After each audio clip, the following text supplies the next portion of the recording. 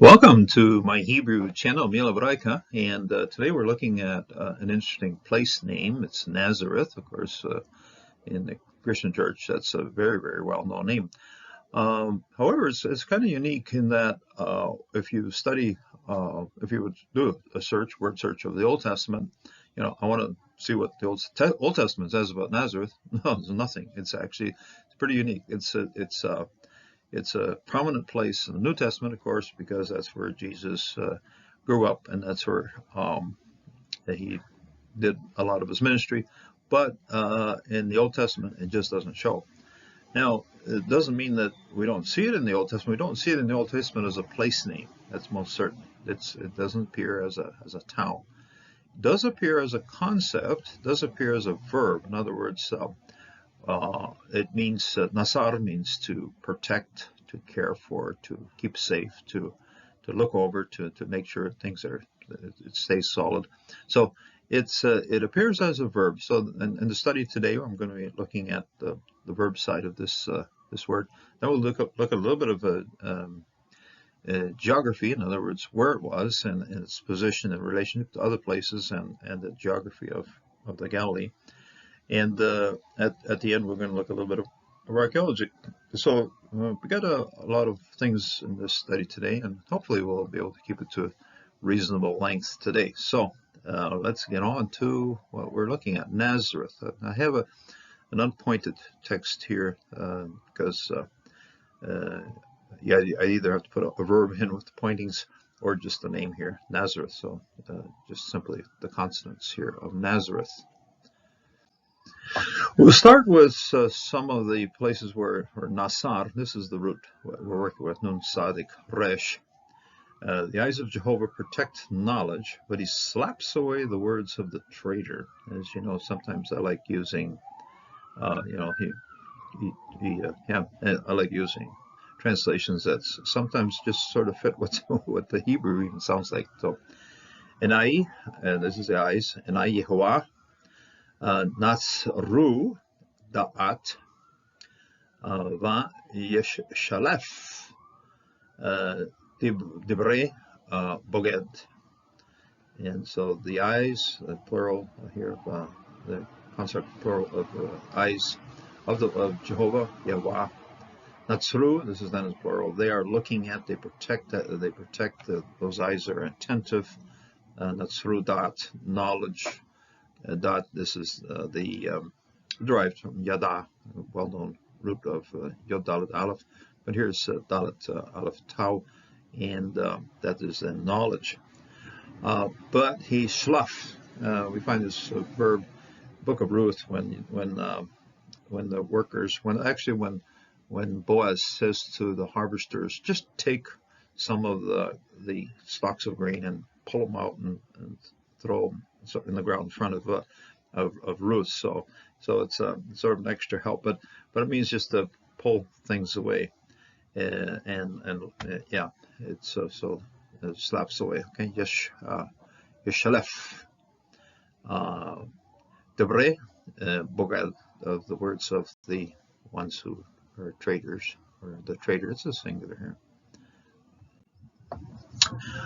All the paths of Jehovah are steadfast love and faithfulness for those who keep his covenant and his testimonies. Kol orchot, this is very much a parallel with Derech, but this one's called orchot Yehovah. Chesed ve'emet, this is faithful love, and emet, truth and faithfulness, yeah.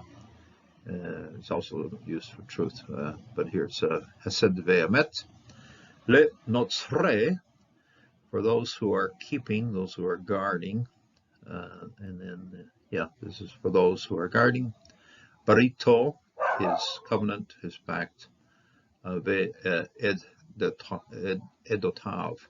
and his testimony. So this is testimonies. This is his covenant. Barito ve'edotav. Love Jehovah, all his saints. Jehovah protects the faithful, but abundantly repays the one who acts in pride.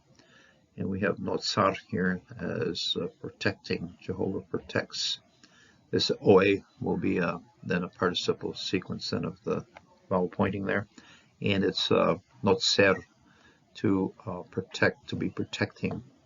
So avu, okay, avu, this is to love, have, habu, et Yehovah, love to the Lord, the direct object marker here at the start of this name here.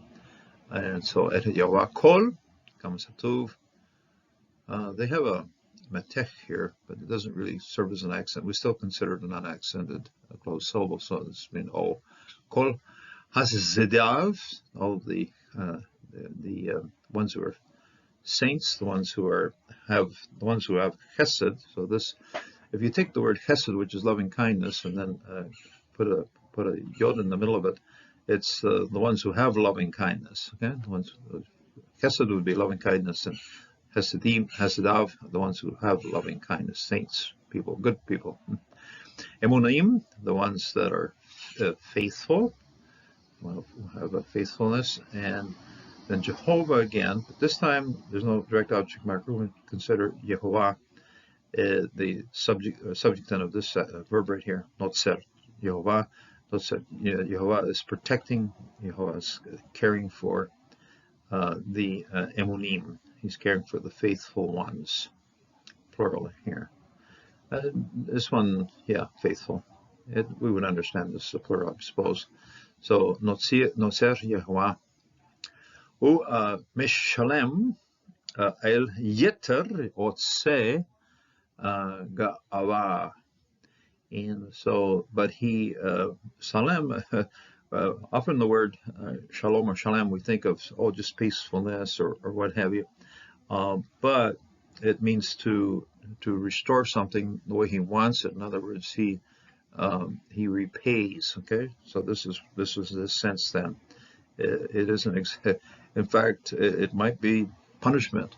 So, in other words, but he's straightening something out. He's bringing it back the way it should be. Okay? So, Mishalem al yeter, al yeter is straight as an arrow. Okay, do it, boom, like so. Okay, they use the word abundantly, but it's just to the line. Okay, Mishalem al yeter.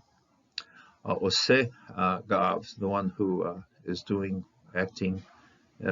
This is to make something, do something, and acts go out in pride.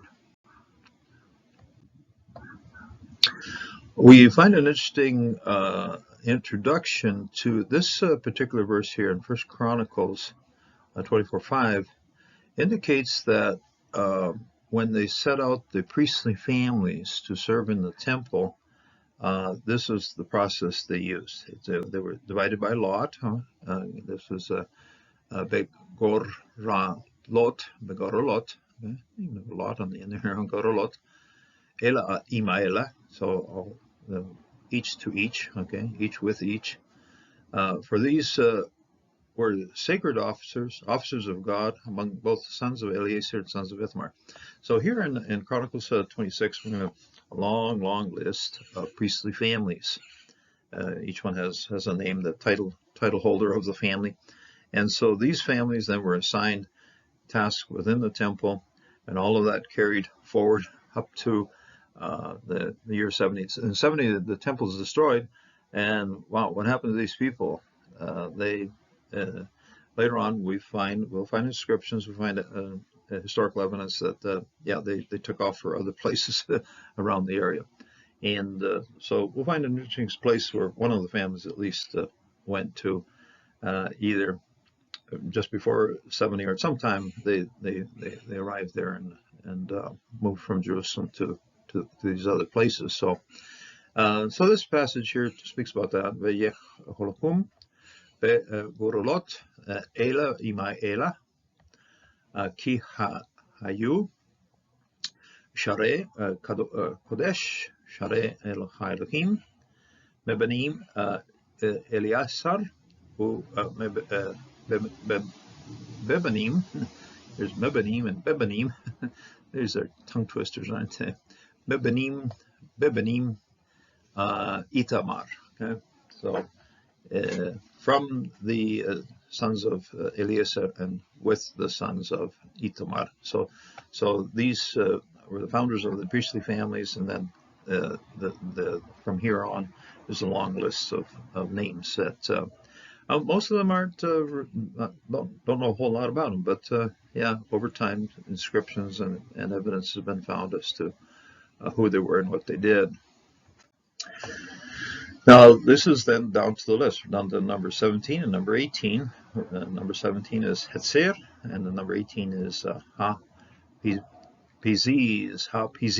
Quite an interesting pronunciation here of Pizis.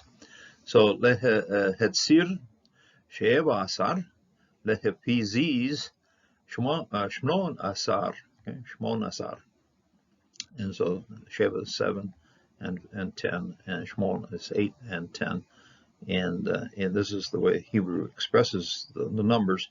And in English it'll be 17 and then 18. So Shmon is 8 and 10. Okay, so it's a little bit inverse. German language does that. Dutch language does that as well. So there are a few other languages that do it, follow this kind of sequence, but English, of course, is 18 or 17 and 18. So here's the list. These people were on the list of priests that were serving at the temple. Incidentally, Hazir, that name has been found on a large ornate tomb in the Kidron Valley. So this one has a good archaeological connection. They had their tombs up there in the Kidron.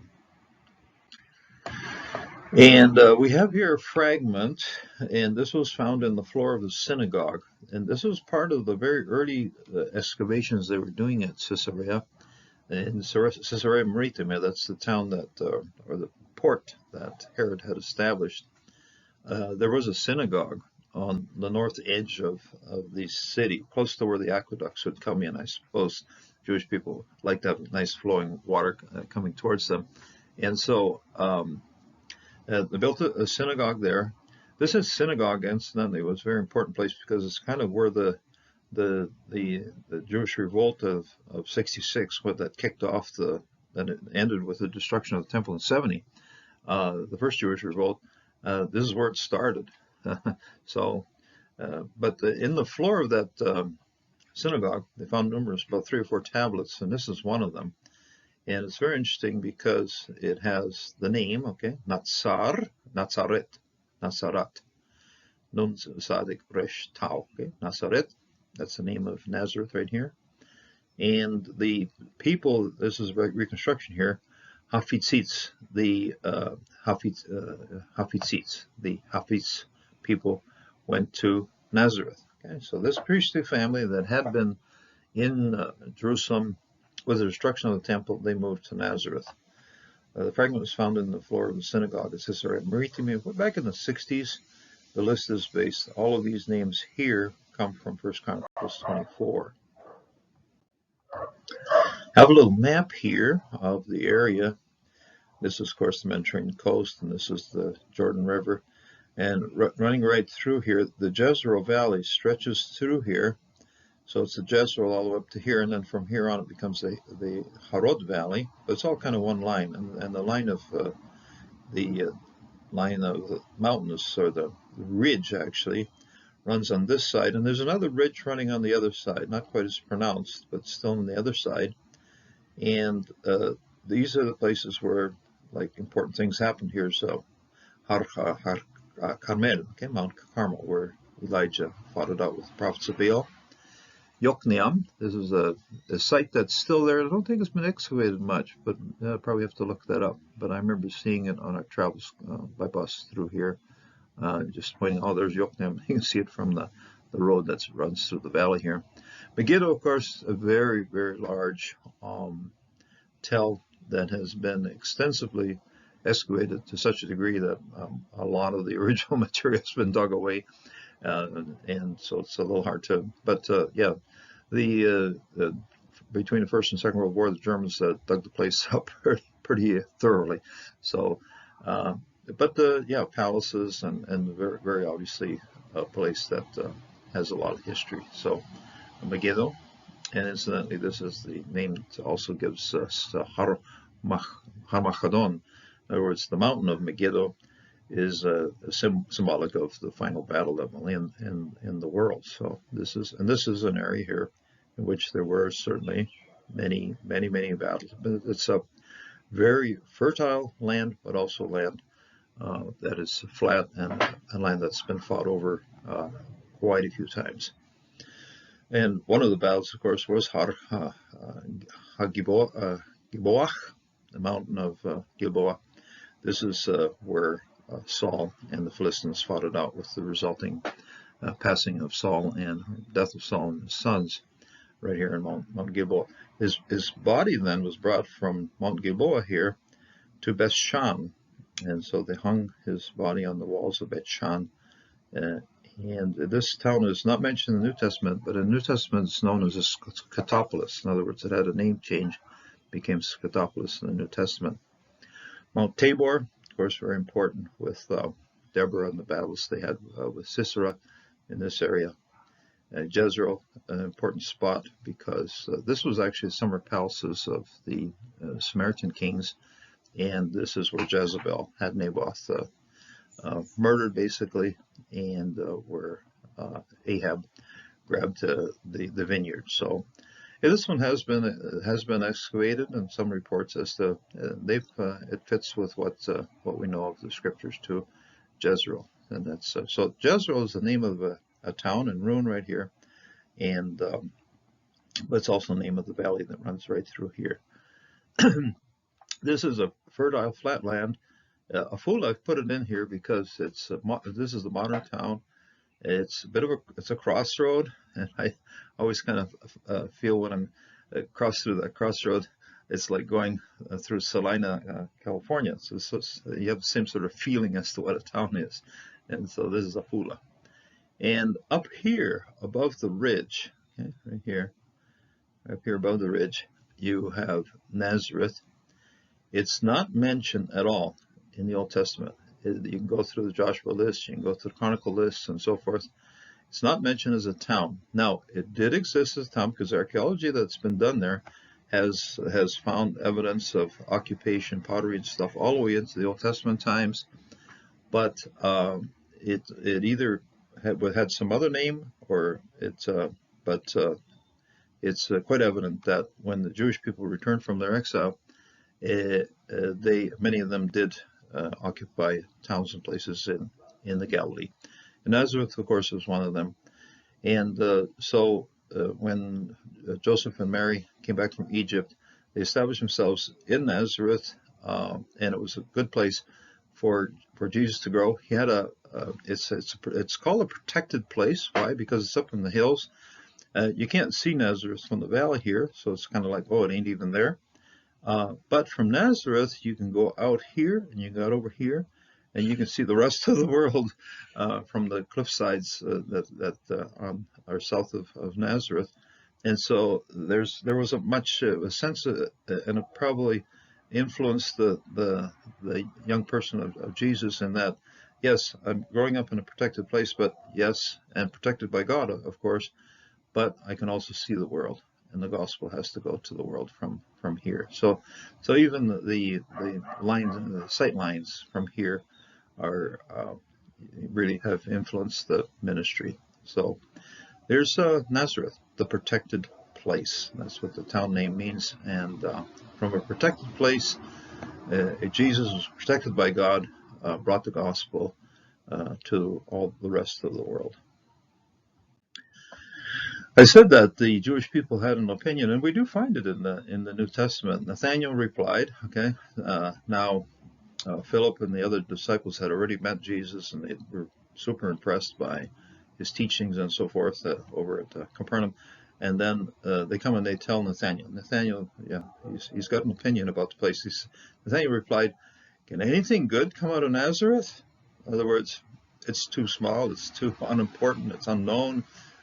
We don't give it much press. We don't consider it a whole lot, and so the kind of question is, yeah, can anything good come out of Nazareth? This was the common Jewish opinion of the place, probably carried through for Jewish people who hadn't followed Christ, but Philip knew that something very interesting, a person who was changing the world, had come from Nazareth, and so Philip said, "Okay, come on here, and we'll show you." You meet him, and you will see quick enough that it isn't so much Nazareth; it's who has been working at Nazareth. That's who's going to change the world. So it's an interesting thing to see how something that in the world had very little importance, but before God really changed the entire world. And most certainly our Lord and Savior Jesus, who came from Nazareth, grew up in Nazareth, was born in Bethlehem. Bethlehem people knew about Bethlehem a whole lot more than Nazareth, but here he returns to Nazareth, and he's reaches an age in which he carries out a very, very important ministry. So Nazareth, of course, that has become an extremely important place. Today, it is one of the larger areas of the nation of Israel, where the Arab population actually has a great Christian Arab, and has a great influence in this area. So we do pray that the Christian faith will continue to find strength also here in this place. May God bless you. May God strengthen you. And may you feel like you are living in Nazareth. So God bless, and until the next time.